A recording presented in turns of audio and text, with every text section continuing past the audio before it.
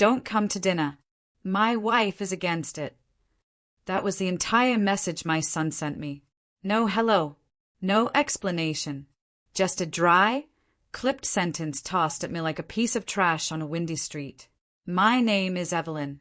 And from wherever you're watching this, stay with me. Have you ever felt your child turn you into a stranger with just 9 words? I stood in my kitchen, staring at the screen. The same kitchen where I'd cooked him 1,000 dinners. The same kitchen where I'd washed his sucker uniforms by hand because we couldn't afford the fancy cleaners. I had poured every ounce of love I had into him, until there was nothing left for me. And this was how he repaid me. He and his wife had moved into the new house only last month. A house I'd paid for, all $486,000 of it, because he told me he wanted to give his children stability. I had paid the property taxes, the renovations, the new appliances. I'd handed him everything, no questions asked. And now, apparently, I wasn't good enough to cross their spotless threshold for a simple family dinner. They didn't want me there. I read that text again, my hands going numb. The words blurred, but they burned into me anyway. Don't come to dinner. As if I was some shameful reminder of where they came from. As if I would stain their new life just by breathing their air. I put my phone down carefully, almost tenderly. My legs felt shaky.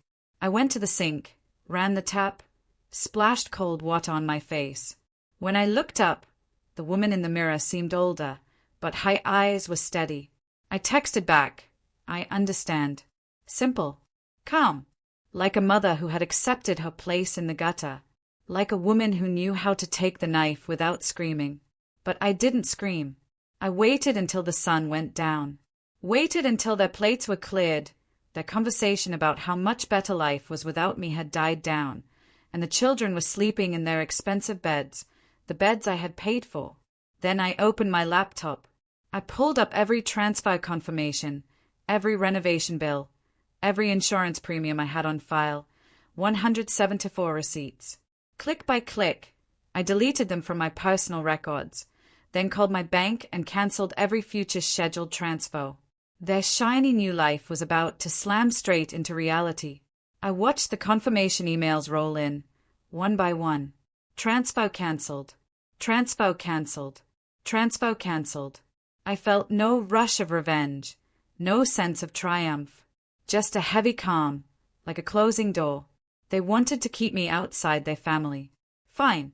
Then let them figure out how to keep their family together without my money. I went to bed in absolute silence, listening to the clock tick, letting each second etch into my bones a new rule. Never again will I pay to belong. When morning came, my phone lit up before the sun even rose. Mom, please call us. Mom, there's a problem with the mortgage. Mom, please, what happened? The messages piled in, frantic, desperate, dripping with panic. I rolled over in bed and stared at the ceiling. I didn't answer. I'd made my decision. They had drawn the line when they told me I was not welcome. Now they could stand on their side of it, alone. Because a mother's love should never be measured by how much she pays for a seat at her own child's table. And that was the moment I knew. They had finally made me free. The calls kept coming, one after another, so shrill they practically rattled the glass of my nightstand. I watched my son's name light up my phone again and again, the same son who had typed those 9 words into my chest like a bullet. Don't come to dinner. My wife is against it. Have you ever wanted to love someone so much you ignored every time they showed you they didn't love you back? I rose from bed, slow, deliberate, letting each muscle remember what it felt like to stand tall. I made my way to the kitchen, brewed a plain cup of coffee, sat at the table with my phone face down, letting it ring unanswered. When I finally flipped it over, I saw the desperation. Mom, please talk to me. Mom, I need you to fix this. Mom, she's crying. The kids are crying. What are we supposed to do? I wanted to laugh. Crying? The same children who wouldn't even look me in the eye when I dropped off their new backpacks last month? The same daughter-in-law who pretended I was a cleaning lady when her friends came over? They could all cry together. I was done paying for their smiles. My son tried calling again. The moment I picked up, his voice was already trembling. Mom? You there? Yes, I said, calm as the ocean before a storm. Mom, listen, there's been some kind of mistake, okay? The mortgage, the insurance, it's bouncing. There's a problem with the payments, Anne. There's no mistake, I cut in. Silence. A silence so deep it felt like a chasm between us. What? I cancelled the transfers, I told him, as gently as I could. You'll have to cover your own house now. He was breathing so hard, I thought he might faint. Mom, we can't. We have the kids. I thought. You thought I'd always be there, I finished for him. He tried to gather himself.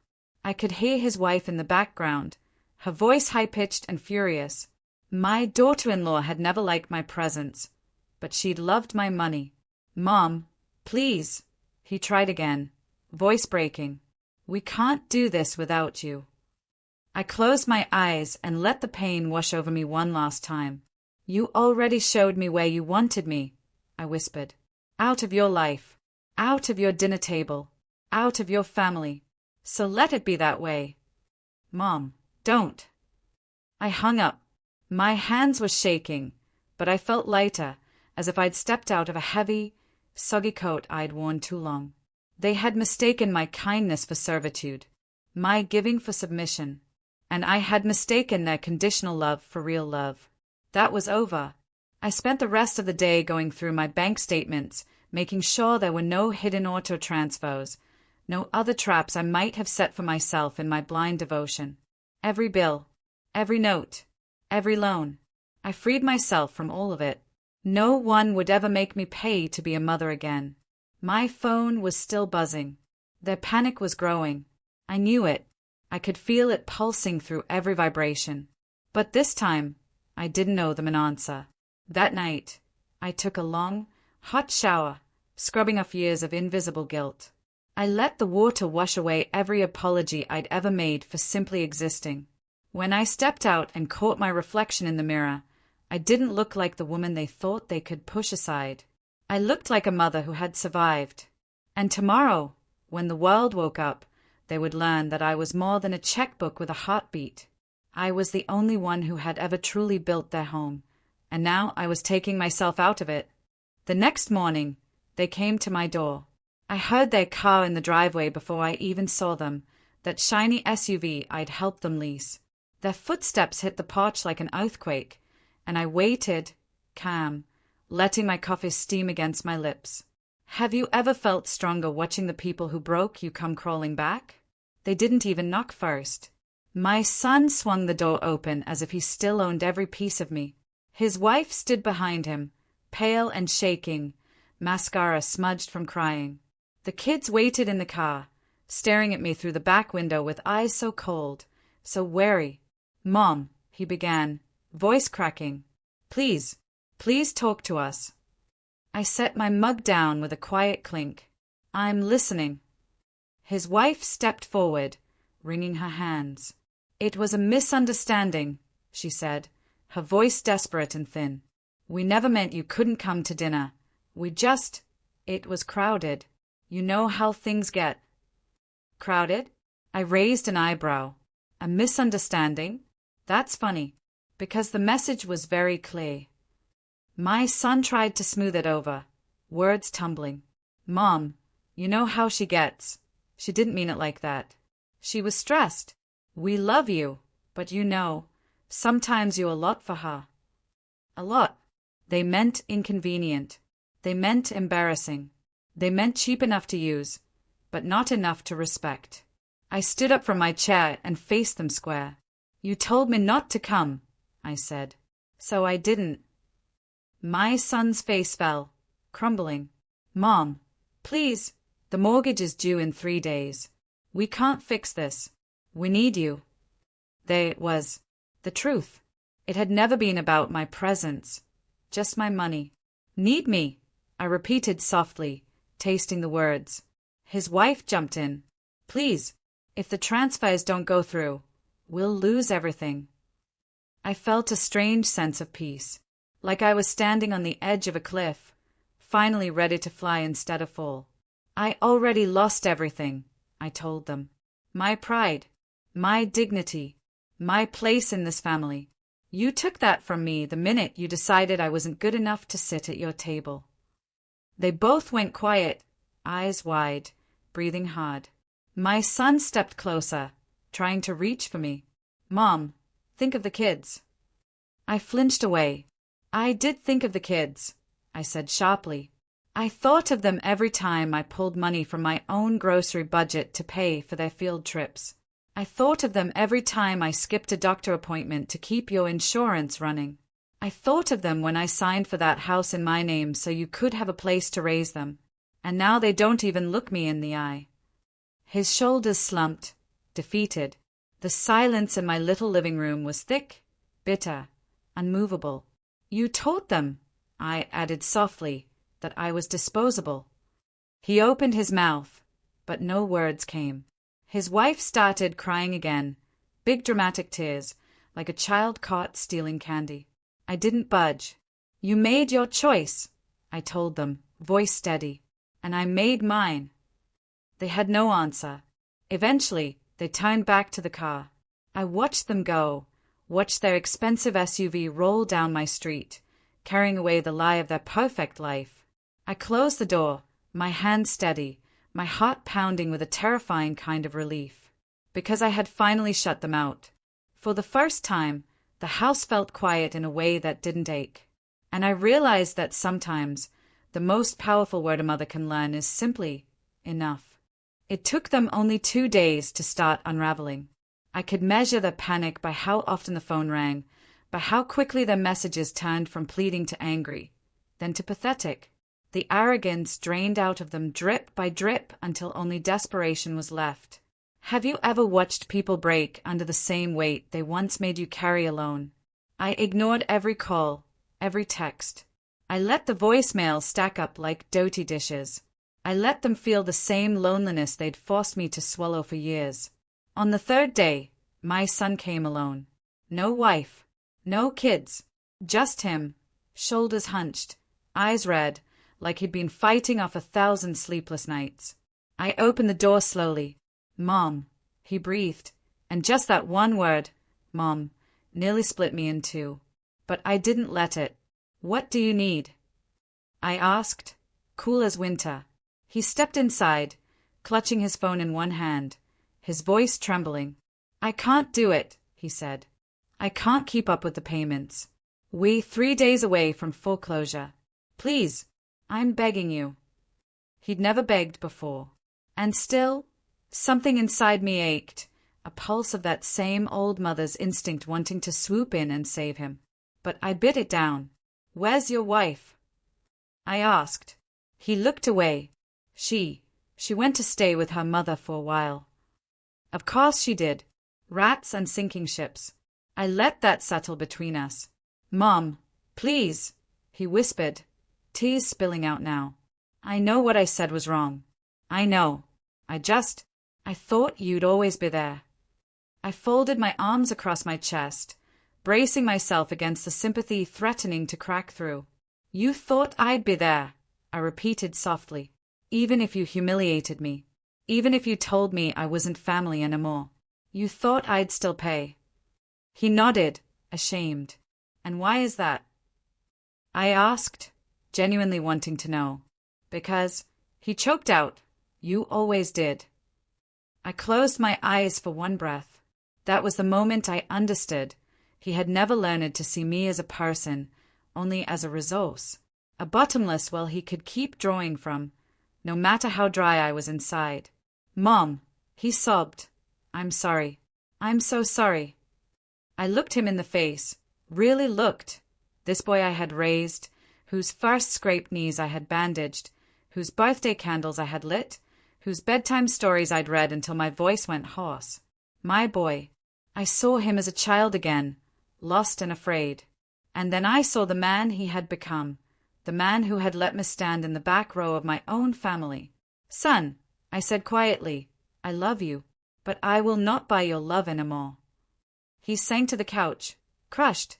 Then what am I supposed to do? he whispered. You learn, I told him, the way I had to. He covered his face with his hands, shoulders shaking, and for once I let him cry without fixing it, because that was the only gift I could give him now, letting him feel the cost of his own choices. When he finally stood up, broken but breathing, he nodded, a tiny nod, like a child who'd finally heard the word no for the first time in his life. He left without another word. The door clicked shut behind him, and in that silence, for the first time, I felt like I was allowed to breathe in my own home. Because sometimes a mother's greatest act of love is letting them stand on their own trembling feet. I thought maybe that was the end. Maybe they would leave me alone now, let me fade into my own quiet life, free of the chains I'd forged from my own misguided devotion. But the next morning, there was a knock at the door, softer this time, hesitant, like a child asking permission instead of a king demanding tribute. Have you ever felt your own power return 1 inch at a time? I opened the door and found her there, my daughter-in-law. Her perfect hair was tangled, her face splotchy from crying, her expensive coat wrinkled like she'd slept in it. Mrs. Holloway, she started, voice breaking. Can I come in? The fact that she used my last name, so formal, so cautious, almost made me laugh. This was the same woman who had refused to let me sit at their dinner table, the same woman who made sure I stayed out of family photos. I stepped aside, wordless. She perched at the edge of my couch like she was afraid it might bite her. Her hands twisted in her lap, knuckles white. I know you're angry, she stammered, and I know you have every right to be. But please, think of the kids. The kids. Always the kids. They only became important when she needed something. They are scared, she continued. They don't understand why this is happening. I stayed standing, arms folded, silent as a statue. Look, she rushed on. I know I shouldn't have said what I said. That you shouldn't come. It was wrong. It was selfish. But I was trying to protect our image. Our image. There it was. The truth. I sighed, the sound heavy with every year of disappointment. You wanted me invisible, I said calmly. So I made myself invisible. She winced like I'd slapped her. I didn't mean it like that. Yes, you did, I corrected softly. And it worked. I stayed away. I stayed quiet. I paid for everything you needed, and you still found ways to remind me I wasn't welcome. Until now. She shook her head, eyes brimming. Please, we'll lose the house. The kids will have to change schools. Everything will fall apart. I looked at her and saw exactly what I'd spent my whole life running from, a woman so afraid of losing status that she was willing to gut the very people who built her comfort. Then let it fall apart, I said. Her mouth fell open, shocked. You need to understand, I continued, my voice iron. I am not your safety net anymore. I will not carry you. I will not fix your choices. She tried again, voice high and trembling. But, what about family? Family is not about money, I said. It never was. She broke then, fully, sobs tearing through her like a storm. I didn't move. I didn't reach out. I let her drown in the tears she'd helped create. When she finally stood, shoulders shaking, she gave me one last, bitter look. You'll regret this, she spat. I almost smiled. No, I told her gently. I think, for the first time in my life, I won't. She slammed the door behind her, and the house fell silent again. But it wasn't the kind of silence that felt like punishment anymore. It was a peaceful silence, an own silence, and I breathed in that quiet like a prayer. Because no matter how high you build your castle, if you build it on someone else's pain, it will fall. 3 days passed.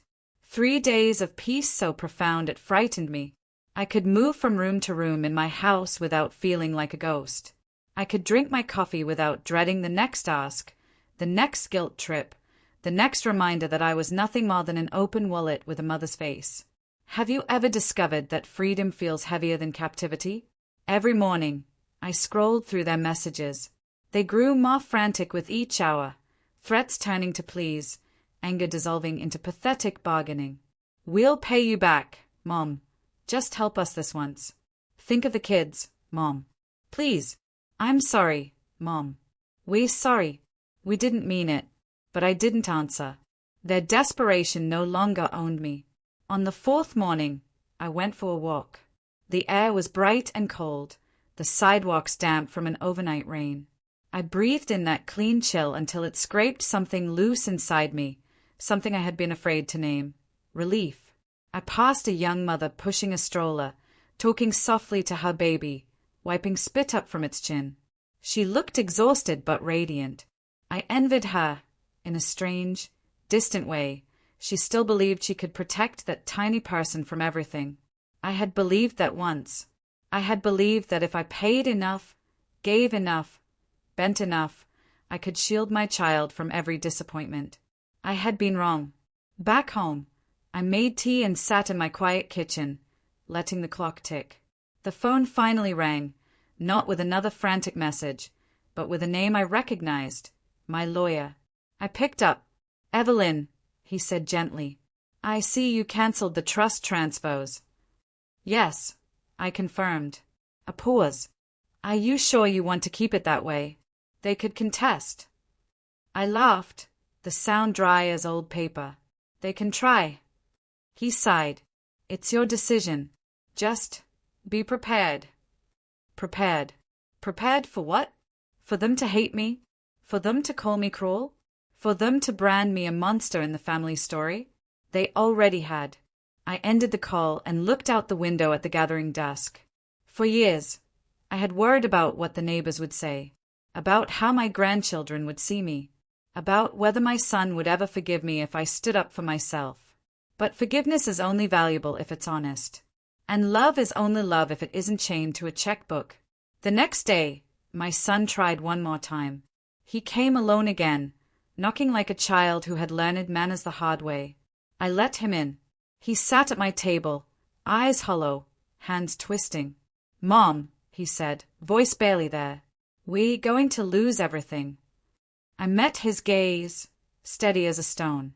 "I know," I answered. He swallowed hard. "Don't you care?" I took a deep breath. "I care," I said, "but not enough to buy my place in your life anymore." His shoulders broke under those words. I watched him fall apart, quiet, exhausted, defeated. And for the first time, I did not pick up the pieces. Because maybe that was what a mother's love was supposed to be, in the end, teaching them to pick up their own. And for the first time in decades, I felt like I had finally saved us both. The day after he left, the silence in my house felt different. It wasn't empty. It was wide, calm, like a room after the storm has finally passed. The clock ticked softly, no frantic calls, no pounding at the door, just the ordinary hush of a life I had forgotten was mine. Have you ever felt your soul breathe again after being caged for too long? I stood by the window, looking out at the street where nothing had changed, and yet everything had. The neighbors still watered their lawns, kids still biked by in crooked circles, the mail trucks still crawled past. But I had changed. That night, the phone buzzed again. I almost didn't answer, but I did. My granddaughter's voice came through, small and scared. "Grandma." My throat burned. "Yes, baby." "Daddy says we might have to leave our house. He's really mad at you." I closed my eyes, steadying myself. "I know." "Did you do something bad?" she asked in the open, fearless way only children can. I bit back tears. "No, sweetheart.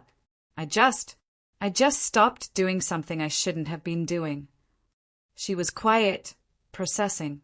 Then she asked, "Are you still my grandma?" That broke me. I swallowed hard.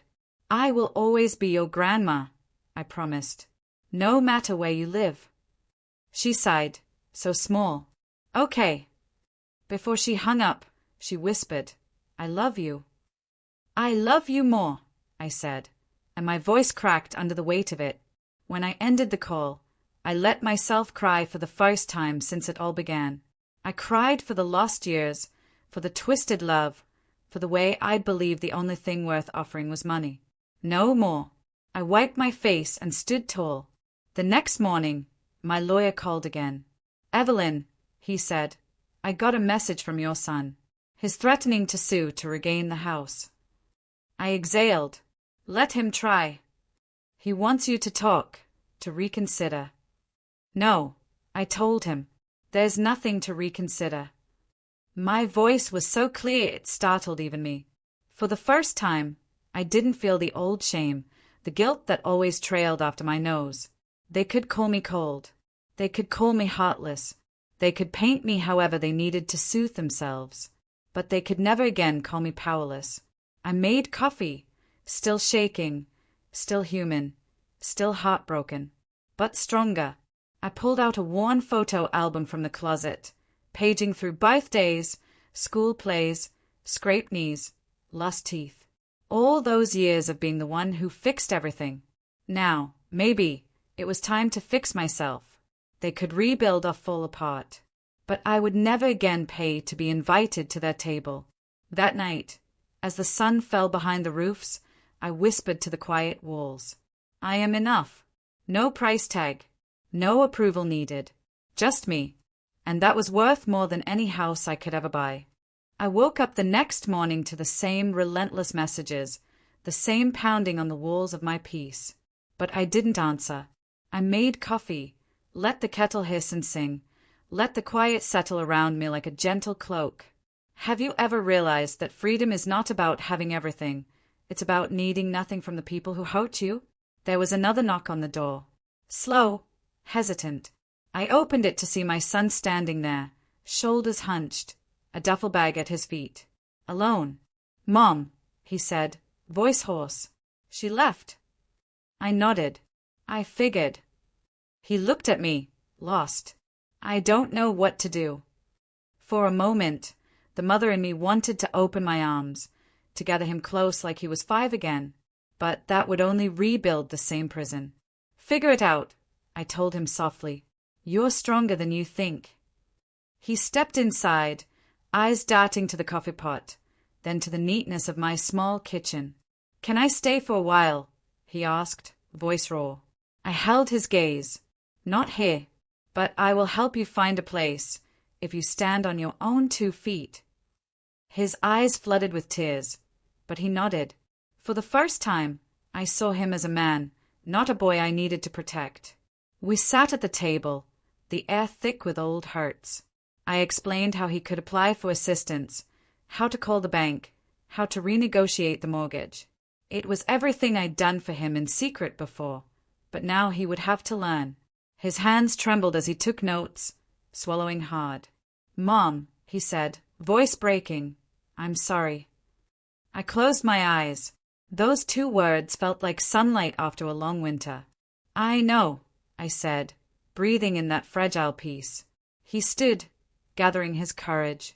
"I'll do better." That's all I ever wanted, I told him. He left, a little taller, a little more aware. The house went quiet again, but this time the silence was gentle, earned. Days passed, then weeks. Slowly, their lives rebuilt, but I stayed outside the gates this time, watching from a healthy distance. One evening, my phone lit up. A video call from my granddaughter. "Grandma," she beamed, showing me a drawing she'd made of us. "I made this at school." I smiled, tears catching in my lashes. "It's beautiful." "Will you come to dinner next week?" she asked, shy. My heart stuttered. "Will your daddy and I both be welcome?" She nodded eagerly. "Everyone wants you there." I exhaled. Maybe, just maybe, it was time. "Okay," I told her, voice warm. "I'll come." Because this time, I was being invited as a mother, not a checkbook. I closed the phone, leaned back in my chair, and felt a peace so deep it left me weightless. No more begging for a seat. No more paying for love. I had earned back my place, not because I gave, but because I deserved it. And that was my greatest revenge, reclaiming my worth.